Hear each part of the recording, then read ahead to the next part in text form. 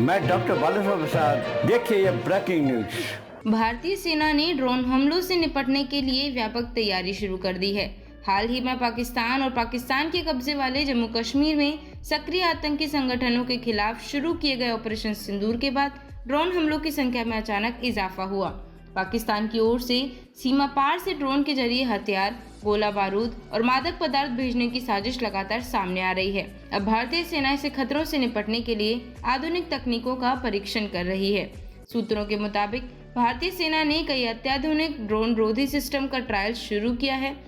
इसमें रडार आधारित पहचान प्रणाली, लेजर तकनीक से ड्रोन को मार गिराने की क्षमता और इलेक्ट्रॉनिक जैमिंग सिस्टम शामिल हैं। सेना के वरिष्ठ अधिकारियों का मानना है कि आने वाले समय में पाकिस्तान ड्रोन के जरिए अधिक हमलों की साजिश रच सकता है। ऐसे में भारतीय सेना की यह तैयारी सीमाओं की सुरक्षा को और मजबूत करेगी। सुरक्षा एजेंसियों के अनुसार ऑपरेशन सिंदूर की सफलता से पाकिस्तान बौखलाया हुआ है। पाकिस्तान की खुफिया एजेंसी ISI ने आतंकियों को ड्रोन के जरिए हथियार सप्लाई करने के निर्देश दिए हैं। इन ड्रोन का इस्तेमाल छोटे हथियारों, IED और ड्रग्स की तस्करी के लिए किया जा रहा है। पिछले कुछ महीनों में पंजाब और जम्मू कश्मीर में ड्रोन गिराए जाने की घटनाओं में तेजी बढ़ी है।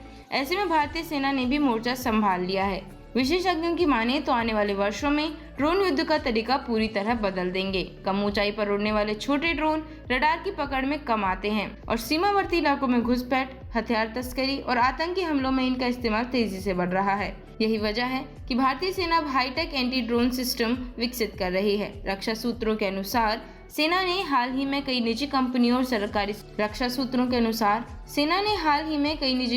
और सरकारी रक्षा अनुसंधान संगठनों के साथ मिलकर एंटी ड्रोन तकनीक विकसित करने का काम शुरू किया है। इसमें लेजर सिस्टम से ड्रोन को हवा में ही मार गिराने की तकनीक भी शामिल है। साथ ही इलेक्ट्रॉनिक जैमिंग तकनीक के जरिए ड्रोन के सिग्नल को काटकर उसे जमीन पर गिराया जा सकेगा।